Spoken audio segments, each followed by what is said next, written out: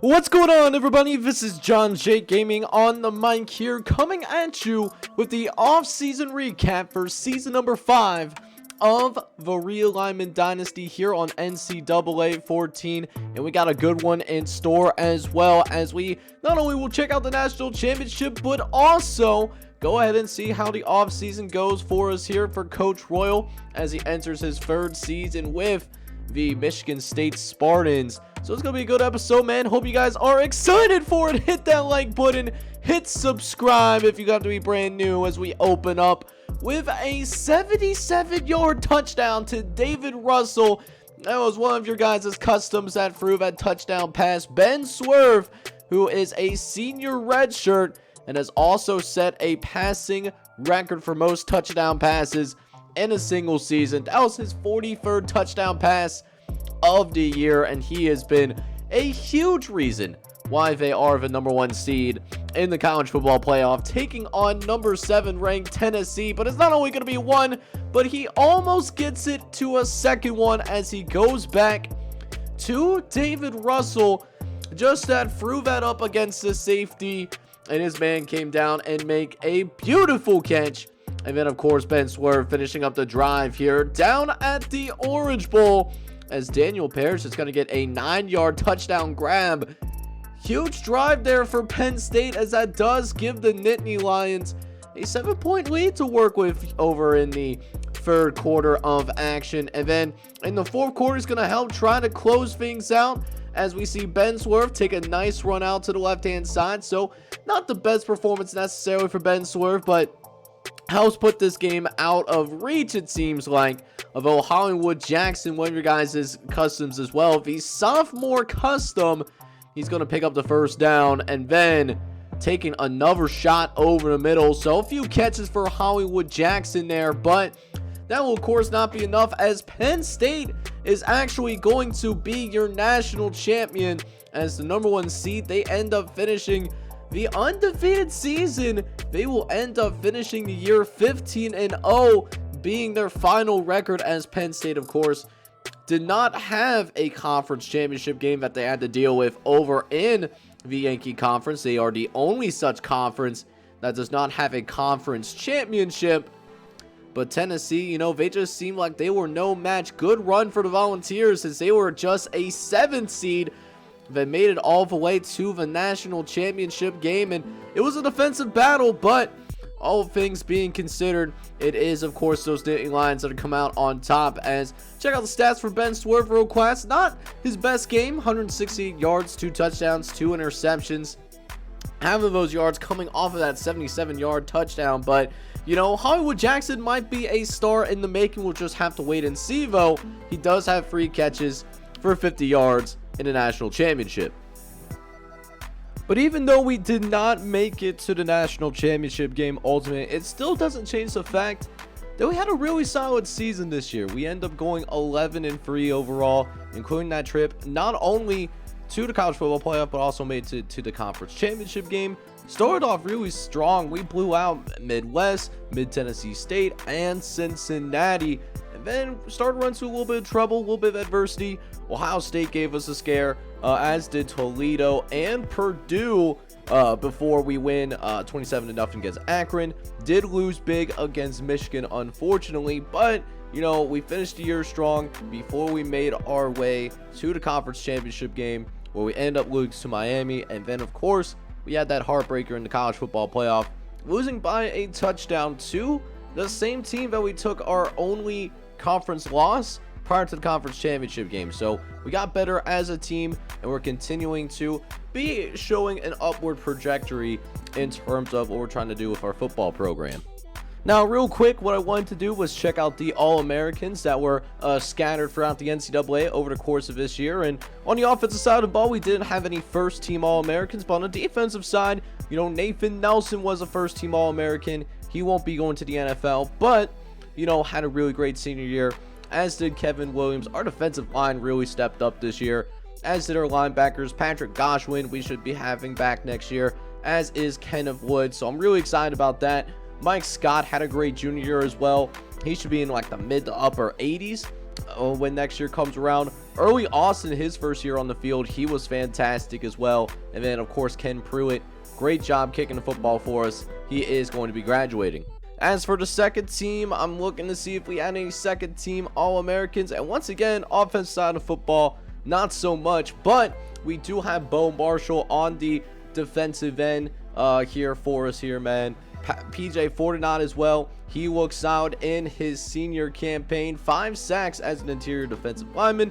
So you really love to see that as well. And then we'll check out the award winners just to see what we're stepping in. CJ Ross wins the Maxwell Award for Clemson. He had a great year, 52 total touchdowns. Justin Singleton, he was in there as well in the top 3. As for the Walter Camp, that's going to go to Scott Thomas, the senior running back out of Colorado State. He ends up with 28 total touchdowns as well as 2,600 all-purpose yards. As for the Bednarik, Early Austin actually ends up winning the Bednarik Award for us. Ends up finishing with 2 defensive touchdowns on the year, so you'll have to see that. Kenneth Wood was right behind him, and then Patrick Goshwin also finishes in the top 5 in terms of Bednarik Award winners. For Nagurski, that's going to go to Eric Fields, the senior defensive lineman for USC. He ends up with 18 TFLs, 7 sacks, 2 forced fumbles, as well as an interception. But Kenneth Wood does make it onto the Nagurski list for the finalists. He had a good year as well, 80 tackles, few sacks, forced fumble, and an INT. As for the O'Brien, that also goes back to CJ Ross, the Clemson quarterback. But one of our quarterbacks is on here as well. Andrew Gray makes the list. He did end up with 37 total touchdowns, even though he cut down his interceptions a little bit and threw more touchdowns. But I'll tell you what, we did end up, having too many turnovers there. Hopefully we can continue to cut that down just a bit. As for the Walker, that goes back to Scott Thomas once again, with no custom prospects in the Walker list. Blenikoff, that goes to the best wide receiver. That's going to go to Mike Gallinger. Mike Gallinger ends up with 1,400 yards and 15 touchdowns. He had a great season for UCF. For the Mackey, that goes to the best tight end in America, and that goes to LaRon Johnson of LSU, the senior from Dallas, Texas. Ends up with nearly 1,000 yards receiving, as well as 9 touchdowns to his name as well. For the Outland Trophy, that goes to the best center in the country, and that's going to go to John Garcia, the senior redshirt from Newcastle, Pennsylvania. Only allowed 1 sack while also garnering 39 pancakes. As for the Remington, that will also go to John Garcia as well. For the Lombardi, we do have Eric Fields also getting this trophy. He also won the, I believe it was the Nagurski Award as well on the defensive end. Moving on to the Butkus, that goes to the best linebacker in the country. Patrick Goshwin's going to bring that home for us. 76 tackles, 10 TFLs, 2 sacks, 2 defensive touchdowns as well to his name. And he's only a sophomore, so he's only bound to get a little bit better as he spends more time in our system. Kenneth Wood, meanwhile, was also in second place. Nice job being an All-American, though.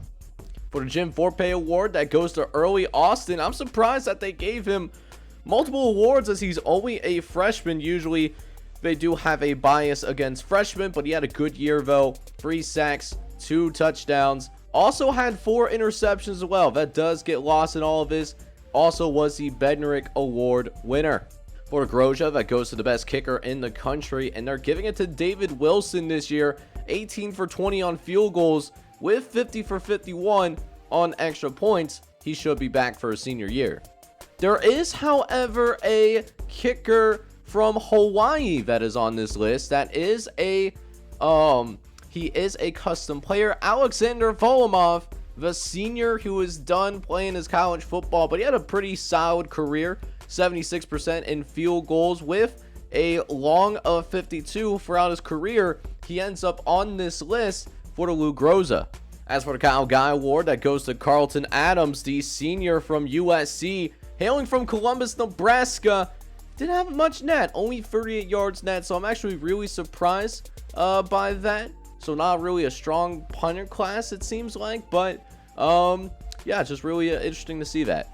And then finally, to round out the award winners, we got the Jet Award, which goes to the best kick and punt returner in the country, and they're giving it to Justin Lawrence, the junior running back from Kirkwood, Missouri, and hailing for USC. He ends up with about 1,200 total yards between the kick return and punt return games, as well as a touchdown to his name. However, one of your custom prospects did end up on this list. It's Caleb Heck, the junior from Brunswick, Georgia. He also ends up with a similar number of yards and a touchdown. He should be back for his senior campaign. Finally, we'll take a quick look at the NCAA leaders in various stat categories. Starting with the passing game, Andrew Gray actually did end up leading the NCAA in passing yards this year. He ends up with 4,051 yards. That is tops in the NCAA. Ben Swerve, a senior custom guy, he was in second place, led Penn State to that national championship. He ends up with just 30 less yards than Andrew Gray, even though he played in a couple of less games. As for NCAA receiving leaders, we got Chase Gunner, the senior from Nebraska. He ends up 4th overall. He had 1,300 yards receiving on the year, was held quiet in their bowl game against Georgia Tech, and yet in spite of all that, still a top 5 receiver. We'll see if Chris Gunner makes it to the NFL. As for the tackling winners, we definitely have it locked down for solo tackles, as we got Kenneth Wood in first with 81, Patrick Goshwin with 76, Early Austin with 68, Ryan Herring with 58, and then Mike Scott, one of our corners, he rounds out our group with 56 solo tackles. That is one thing with NCAA 14. It is skewed towards the user, especially if the user plays every single game. As for sack leaders, we do have a couple of guys on here as well. Bo Marshall and Nate Nelson, both of which were on that All-American list. They each had 9 total sacks, and that's good for a tie for 4th place overall among all NCAA defensive players. Morton out of Ohio State, though, does finish on top with 10.5 sacks. Now, the good news for us is that the boosters at Michigan State think that we're doing an extremely good job. I mean, year 1, we did win a bowl game, and then year number 2, we did make it all the way to the college football playoff. So we are going to be given a 7-year extension, and I have absolutely no problem signing on that dotted line. 20-7 overall at Michigan State. You love to see it. But we will be making some adjustments to the offensive side of the ball, because we do end up seeing our offensive coordinator accept a head coaching opportunity with the Western Michigan Broncos. Western Michigan going 3-9, so Will Healy, he's going to have his work cut out for him if he wants to turn that Broncos program and turn it around. Or we might not be making that many adjustments to the offensive side of the ball, because look at who our new offensive coordinator is going to be. Sean Clark, the head coach of Toledo before he got fired. He also runs a one-back playbook style, and he is a Appalachian State alumni. So maybe be making some slight tweaks on the offensive side of the ball.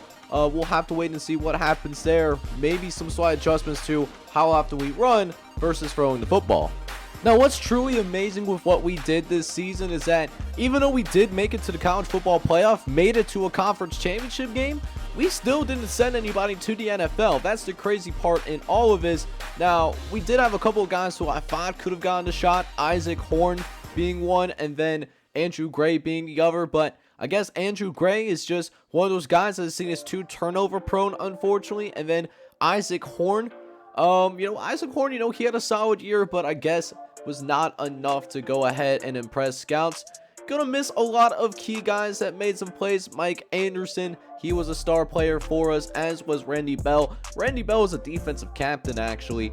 Corey Ross, he was a contributor for our squad. Lots of guys that made contributions to our football team. We do say goodbye to them, including a pair of All-Americans in PJ Fortinot and Kevin Williams and Bo Marshall. So that's going to be interesting, trying to replace that entire defensive line as we get through the rest of the series. But listen, I think it's only up from here. We're doing a good job with recruiting so far, and next year we're gonna have to send some people to the NFL, that's for sure. Now, with that being said, there was some notable updates to your custom guys. We'll go ahead and start out at Ball State. Now, Vernon Knight did end up redshirting his freshman year, and Vernon not happy with the situation at Ball State, so he's going to transfer, and he is going to remain in our conference as well. Going to Akron, he will have to sit out next season, but come year number 7, he will most likely start for the Akron Zips. As for Mohamed El Bassa, the Montreal product, he is going to end his college career on a high note, and he is going to the NFL. He is currently projected to be a 4th-round draft pick. Very solid college career, to be honest with you. You know, never had a 1,000-yard season, but was very steady and also got better as his college career went on. Ends up with over 2,000 receiving yards and 16 touchdowns in his college career. So best of luck to Mohamed El Bassa in terms of making it to the NFL. Speaking of guys that are going to the NFL, Zachary Davis is also making his trip up there. Projected as a 2nd-round pick. He was a very solid receiver for the Ohio State Buckeyes. Did not play much over the first couple of seasons, but then year number 3 and number 4, he did end up having a slight breakout. Never like a huge season by any things with Zachary Davis, but he did see the field all 4 years, and that's impressive to do, especially at a program like Ohio State. He's got some elite traits in terms of his speed and whatnot, so that's a huge reason why he's going to go as a 2nd-round pick, even though he may not have these stats to necessarily back that up. That being said, one of your customers is going to be entering the transfer portal. We got Malcolm Jones, who was redshirted his freshman year, for the Palm Bay, Florida product. Again, didn't really feel like he was going to play here at Ole Miss. Flash Williams is also on this roster as well. He transferred in recently, and, you know, seeing the writing on the wall, he's going to leave to try to pursue playing time, and he's going to Coastal Carolina in order to do so. Doesn't get the waiver, so he will have to sit out next season. And then finally, the last custom player that I wanted to talk about was Julius Whitman, the 4th-round draft pick out of Pittsburgh. The Bristol, Rhode Island product started his college career at Penn State and then transferred over to Pittsburgh, where he was able to get more playing time. Good decision for him. Ends up with 850 yards and 7 touchdowns in his senior year as he leads Pittsburgh to a bowl game. They do not win the backyard brawl against West Virginia, but a good career leads to a potential of having a lengthy NFL career to go with it. And at 6'6", I think he can do it. Now, going into this recruiting cycle, we do have 10 scholarships that we can still go ahead and offer. However, that being said, there was really just a couple of guys that I really want to key in on and make sure that we brought into our program, because, you know, with the commits we already got a 70-man squad, so we're already going to have to make some cuts if we get the guys that we want. But these are the 2 people that I was thinking about going after. Matt Matthews being one, 6'2", 239 pounds, Greencastle, Indiana. He's a number 32 athlete in this recruiting class, and he has really good speed. 80 speed, 82 acceleration, can play a little bit of coverage. If so, he would end up playing, you know, maybe that linebacker if we want to put him at linebacker. But look at his arm. He's got 90 throw power, 80 throw accuracy. He's got 80 speed, so definitely someone that could be the future quarterback behind Billy Hammond, because our depth is a little bit questionable at the moment. But it's only a 2-team race right now. It's between us and Mid-Tennessee State. I really want to make sure that we bring him in, so most of my points are going to go into him. Now, as for the other guy that I really wanted Rusty Barron. Rusty Barron has elite speed, 92 speed. I really love that in my safeties. He's a solid tackler as well. He can step in, play for us right away. Not the greatest block shedder, but he's a 4-star from Tarboro, North Carolina. Number 7 strong safety in the country. Someone that can back us up right away, or we can also kick him out at free safety to go with it as well. So I really like Rusty Barron as well, and I think if we can get him, we're in a battle between us, Eastern Carolina, and Charlotte. So definitely a tough recruiting battle, or could be a difficult recruiting battle. That's why I'm putting a ton of points into him. As for all of these other guys, I would love to bring them in. If we do, that's really cool. But if not, it's not the end of the world. So all that being said, we'll see what ends up happening here in this recruiting cycle and see who we end up signing on signing day. Alright guys, so I just got the notifications for signing day, and man, did we get outworked by Mid-Tennessee State. We went after Matt Matthews and Rusty Barron hard, and the Blue Raiders still find a way to get them both. That's crazy to me. We also lose out on Chase Barham as well, but we do end up getting Barry Moore at the very least. That's at least a somewhat positive thing to know about. We do also sign Chris West and Brian Jones, but man, we got our asses kicked on signing day, man. We still ended up signing a top 25 class, and we did also sign we filled all of our team needs, so at least we had all of that. It's a tough pill to swallow though. This recruiting class could have been a shade better. Let's go ahead and see what happened on signing day, man. How did we lose out on both guys? So it wasn't even close for Matt Matthews. We lose to Mid-Tennessee State by 1,300 points, and that was even with us going ahead and put 60% of our money there. And then Rusty Barron, we lose out on him by 700 points. So wow, we definitely missed out there. Took some L's for sure.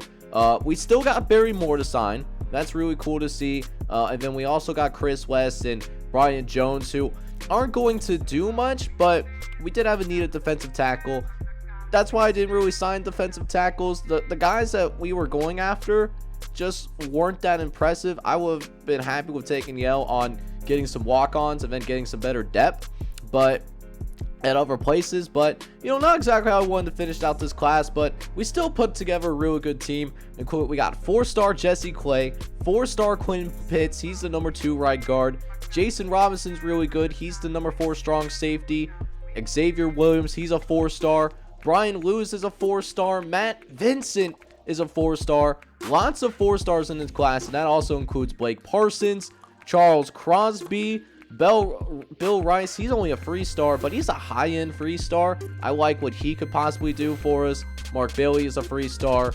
Brandon Davis is a high-end 3-star. Will Butler, he's going to be our new kicker now, number 19 kicker. I like what he could do. And a couple of JUCOs here or there. Still a solid class. I like the class that we brought in overall. It's still a nice top 25 class. Top 15 actually, in spite of not being able to sign any 5-star players. That's another caveat. And we only sign 18 players as well. So there's all of that. As for how our other custom coaches are doing, we'll go ahead and scroll through the recruiting rankings. Seems like we had the best recruiting class between us and our other user coaches. So Mid-Tennessee State, they do end up with the number 38 class overall. They really surge upwards, stealing again 2 of our guys that we really wanted, but we aren't going to get. Hurts my heart a little bit. So that's tough to see. Mid-Tennessee State, they do end up with the number 38 overall class here in year number 5. Mississippi State, Justin Jones trying to turn things around for the Bulldogs. They did end up with number 54 class, which is okay, but definitely not something impressive to write home about. But then TCU, we still have not seen TCU, and TCU, they almost made it to the college football playoff. They don't sign very many people at all. They only signed 13 guys in this class. The quality is there, that's for sure, but just the quantity, not so much. Gonna be interesting to see what happens there at TCU moving forward. They do finish in the top 5 when the final AP poll does come out, though. Now, we also had a few of your custom guys that did not end up signing up until signing day. So there was 5 guys that we were still waiting on a decision on, and we just got it. So we're gonna go ahead and check that out. We start with the number 1 player in America, Tajuan Porter from Gardner, North Carolina. He ends up signing with the Georgia Bulldogs. He also has scholarship offers to Florida and Alabama, but either way, he is going to be going out of state for his college experience. Really excited to see what Tajuan Porter can do. He's the number 1 player in high school football, and he's going to have a lot of expectations coming his way. Speaking of high expectations, the number 2 player ends up being Dakota Jackson from Tehuacan, Oklahoma, and he ends up signing with the Hurricanes of Miami. the U gets a big time signing here. Love what this kid can do with the football. He had scholarship offers to Texas A&M, Florida State, Georgia, and Auburn, so he was definitely sought after. But again, going to go out of state here. He has elite speed, and they are going to be really excited to utilize him. A great replacement for Mohamed El Bassa, who did just graduate and go on to the NFL. As for other notable customs that ended up signing on the dotted line, we got Kobe Harrington, who ends up being the number 3 quarterback in this class, hailing from Syracuse, New York. He ends up not getting the same attention as you would think from a 5-star player.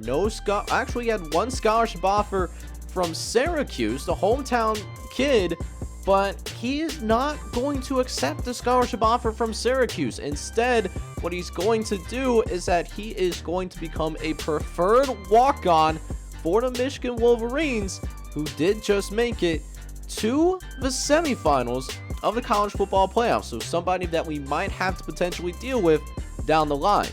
As for Ron Black, he is the number 102nd defensive end in this class. Also from Garner, North Carolina, same place as Tajuan Porter. They are teammates, but not going to Georgia. He is actually going to remain in state and play for the Blue Devils of Duke University. More of a basketball school, but you know, they got something solid going on down there with their football program, that's for sure. And so we'll end up seeing Duke go ahead and, you know, make their way to get a nice little signing. He did also have a scholarship offer from Georgia State. And then finally, we have the number 1 quarterback in the state of Oregon. It's Caden Thomas. He ends up being a 3-star pocket passer. And again, a guy that did not get a ton of attention here in this recruiting cycle, but he is going to be a preferred walk-on for the Nevada Wolfpack, who, you know, is doing some things out there in the, the Pac-12 conference, the new look Pac-12. I believe they were either in the conference championship or they won their conference last year. So Caden Thomas, even though Nevada is not the biggest program, he's going to a solid football team. We'll see how he does in his college experience. But now we go ahead and take a look at what position changes that we want to make. And it starts first and foremost with our athletes. We brought in a lot of athletes. I wanted to be more athletic, and I think we definitely accomplished that here in this recruiting class. Starting with Brian Lewis. Now, Brian Lewis, he can either go at quarterback or the running back position. Seems like a nice little offensive weapon. I'm going to keep him at quarterback as of right now, and that's just so that we can have some, some more quality at the quarterback position for the time being. I feel like Billy Hammond, he's going to be our starting quarterback going into next season. Did play sparingly in his first couple of years here, right? So it's going to be a quarterback battle between Brian Lewis and Jonathan Matthews for that backup spot. We don't know who's going to step up yet. It really depends on his maturity and development. David Brown could also get in there as well. We'll just have to wait and see, what kind of happens there. As for Barry Moore, he's the number 37 player in this class. I could also put him at quarterback as well. Definitely an offensive weapon. Can't really play defense. I'm going to put Barry Moore at wide receiver. I think his speed will be better utilized out there. And definitely lost some guys in our receiving core. Leslie Johnson comes back. He's going to be our number 1 receiver. But then who steps up after him? Is it going to be Marcus Wiggins? Is it going to be Cortez Mills? Is it going to be Jason Higgins? I really don't know, man. I really don't. So Barry Moore, he might get some early playing time there at the wide receiver position. Up next, we got Matt Vincent. He's another 4-star player. So we'll go ahead and figure out where we want to put him. Seems like more of a defensive guy, and he shoots up 6 overall. So he jumps up to a 76. That's a no-brainer. We're going to put him out there at free safety. He's going to compete with Charles Crosby for that free safety position. Definitely have a lot of safeties. We might move a couple of them around for right now. Maybe move some over to corner. Actually, we're looking pretty good at the cornerback position, as we should be, because we are still going to be running that 4-2-5. As for Xavier Williams seems on the surface, looks like he'll be best suited for that running back position, and I tend to agree. Xavier Williams, very good athlete, and running back position last year was definitely in some flux. We got a tight group here. Jesse Clay, Xavier Williams, two guys that could definitely be solid backups and be very good running backs for us down the line. Aaron Hines, we saw bits and pieces of him last year. Was solid. So I think he's going to get the first shot of being the backup tailback, unless he somehow catches up Bobby Rush, who he did end up redshirting last year. Glad he didn't decide to jump for the portal, because he is definitely the odds-on favorite to win at that running back position. Now, I have one more athlete that I need to move, and that's Mark Bailey. Mark Bailey, he's a guy, 3-star player from Northview, Michigan. On the surface, looks like he could be either an offensive or a defensive lineman. So, not sure where I'm going to put him yet. There's going to be more to come on that. But I think I've made my decision in what I'm going to do with Mark Bailey. It was a tough decision. It really was. I could put him at center, or I could put him at defensive tackle. And what I ultimately decided to do, I'm going to go ahead and put him at that defensive tackle position. Both center and DT are a little bit on the wider side for us, but I like the depth a little bit more at center, because we run a 4-2-5 defense. And the reason why that's a big deal, so we have our starters solidified. Chris Smith and Brandon Davis, they're both going to be starters for next year. And Brandon Davis, he's going to have to play as a true freshman, right? After that, before I moved Mark Bailey over here, it was just going to be Chris West and Bryant Jones. So those are two guys that I would actually prefer to redshirt. And I'm not going to immediately redshirt them, but what the game does is that if they don't play, they're automatically given a redshirt designation. So Mark Bailey is going to be our first backup, and something that I'm going to have to work on is that depth on the interior defensive line. But it's just to help patch things up, and he could be a starter for us down the line, depending on what happens to Brandon Davis. But now that we figured out what we wanted to do in terms of moving some people around in spring ball, we got some training results as we move closer to the start of the regular season. And Kenneth Wood looks like it's going to be our best player on the team. He's going to be a 90 overall, but guys put in some work in the offseason, man. Ryan Herring, he's an 88. So is Marcus Fleming. He jumps up +7. So you love to see that. Some really quality players, Seth Richardson, Greg Harvey, Patrick Goshwin. So we're starting to, see, we're going to get a little bit better. We may not have the same, actually our high end talent might be a little bit lesser, but I do like our depth overall as a team. Starting with the quarterback position, Billy Hammond is going to be the starting quarterback, but it looks like Jonathan Matthews, he is able to hold off David Brown in spring ball. So Jonathan Matthews, he's going to step in as our backup quarterback right away as a redshirt freshman. As for the running back position, Bobby Russ doesn't improve all that much, but I do love his 89 speed though. I like what he can bring to a table. Good awareness as well. So he's a better pass blocker, based off that awareness. So he'll start at running back. Aaron Hines, he's going to remain our backup tailback though, and I think he'll get some more carries in what we saw last year, with the exception of the college football playoff game. As for fullback, Anthony Thompson's coming back for his senior year. He's going to start at fullback. Wide receiver, of course, Wesley Johnson. He's going to be coming back. He's our wide receiver 1. But two players put in some work, Cortez Mill and Jason Higgins. They worked their way up. I'm surprised about Cortez Mills. Wasn't really talking about him. He jumps up significantly. Jason Higgins, by the way, and I didn't realize this either, 99 speed guy. And now he's going to get a real opportunity to play on the football field. He only had 11 catches for 152 yards last year, but man, I could see him having a huge jump. For tight end, Mike Holt wins the starting tight end job. He's going to be a senior from Norman, Oklahoma at 85, followed by Perry Robertson and Maurice Randall bringing up the rear. For the offensive line, we got Dave Brown at an 82. Eric Davis is going to be in a rotation with Kevin Stanley. They're both juniors from the Midwest.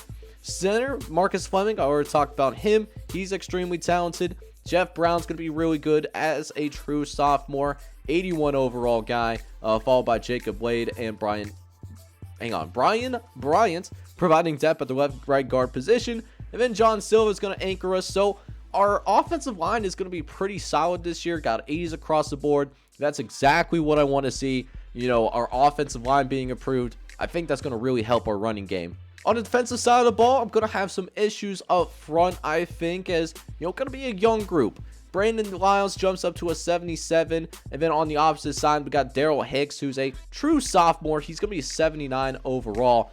But then we got some issues at defensive tackle. We know that's going to be a problem. Chris Smith does hop in as a 78, but that's our best interior defensive lineman. So we might have some difficulties yet again stopping the football. So it's going to be up to our linebackers to help in run support. We got some good ones. Seth Richardson, he's an 87. Patrick Goshwin's an 87. So is Joe Rose, who's an 84. So good linebackers. But of course, Kenneth Wood, he's going to be really important in terms of making sure that we have a good run defense this upcoming season. As for the back end, I do like how things are looking in the back end for us this upcoming season. Greg Harvey, he's going to be our #1 corner this year. He's an 87 as a senior red shirt. We do also have Mike Scott, who did make some big plays for us, couple of interceptions last year. Then Akeem Williams hops up above that 80 threshold, so we might see some Akeem Williams on the field this upcoming year.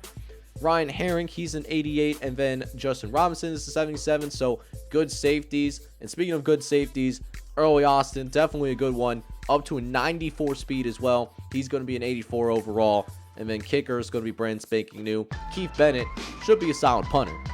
So like I thought that we are going to have to go ahead and do is that we are going to have to cut a few of our players, so not much that we need to do here. Really want to get rid of this freshman redshirt, and we will. He was a walk-on last year for depth. We improved our depth on the offensive line a little bit, so I'm going to go ahead and let him go for the time being.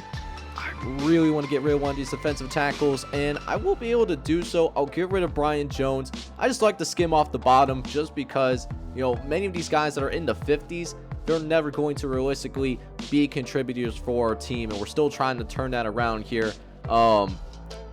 Scott Mason, he's a redshirt freshman. He was also a walk-on last year. He's never going to play. So, Scott Manson, I'm sorry, man. You're going to have to go, my guy. And this is going to be our final 70 guys. I'm really excited for what we're going to go ahead and bring to the table. Can't wait to see what we do here this upcoming season. So, speaking of this upcoming season, man, we will have one slight change in terms of conference realignment, as of right now, the SEC, otherwise known as the Yankee Conference, they are going to go ahead and add one more team.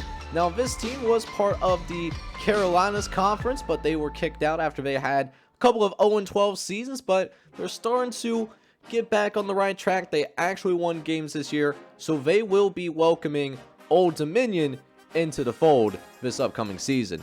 And of course, we also get a look at what our schedule is going to be looking like this upcoming season, and we'll make one slight change right off the gate. I'm actually going to turn this Mid-Tennessee State. I'm going to make that an open matchup, and then we're going to actually play these guys week #1. So we'll play Mid-Tennessee State first, followed by the University of Southern Florida, where we had Coach Grossman used to coach, and USF, they're not the same since he left the program. And then to round out non-conference play, we will end up playing Louisville and UTEP as well, so nothing too bad. I expect a 4-0 start here. But then we jump into conference play, and things get real interesting. We take on Ohio State on the road. That's going to give us a tough matchup, as Nathan Games, senior quarterback, he is going to be a tough player to stop. We do get a little bit of a break, or at least not necessarily a break, but we do have a little bit easier of a schedule. Toledo, Purdue, and Akron back-to-back before we have our showdown against Michigan. And then we will have two of our last 3 games on the road, actually, to end the year. We go Kent State on the road, followed by the Indiana Hoosiers on the road.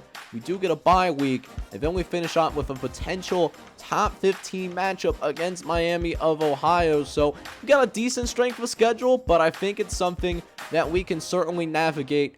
I think it would be very realistic for us if we go 11-1 going into conference championship week, with our only loss maybe coming from Michigan.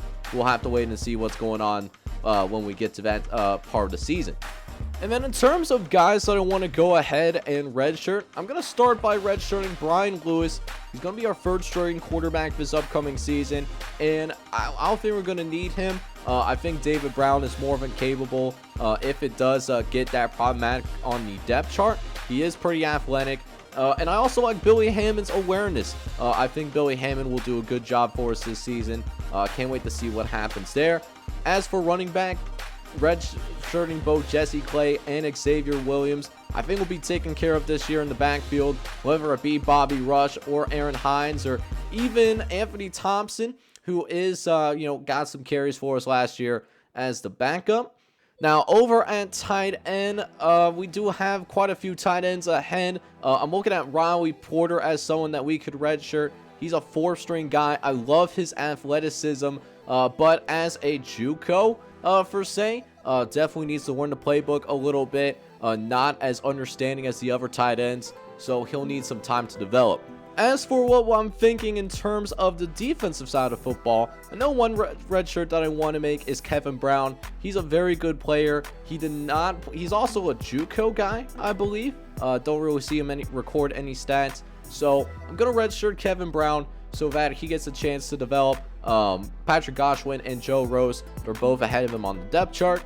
And then for the safety position, I love what Charles Crosby can do for our program. However, Ryan Herring's still here, Justin Robinson is still here, and then Matt Vinston is just frankly better at this point. So if I had to play one of these freshmen, I would put Matt Vinston in first. So I'll let Charles Crosby get redshirt this upcoming season.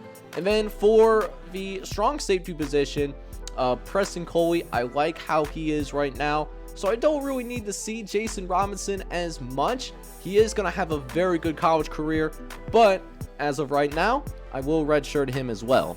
So as you guys know, and if you made it this far into the video, here is how you guys can get an opportunity to go ahead and be a part of the city as a custom prospect, or part of a series, I should say.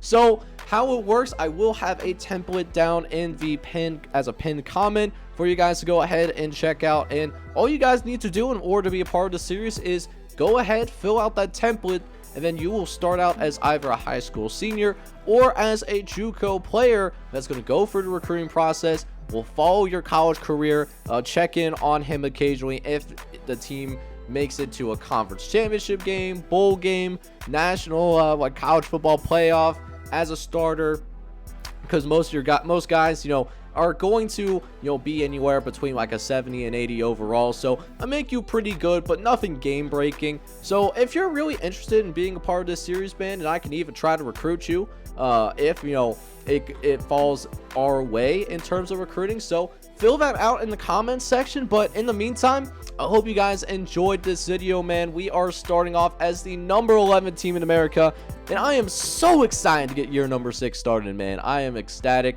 and I hope you guys are excited for it as well. And if you are, make sure you go ahead, smack that like button, hit that subscribe button as well if you happen to be brand new. This is John J. Gaming on the mic, signing off, coming at you with our season opener in our next episode against Mid-Tennessee State. But until then, I'll see you guys next time, and I hope you're all out there having a good one. Take care, everybody.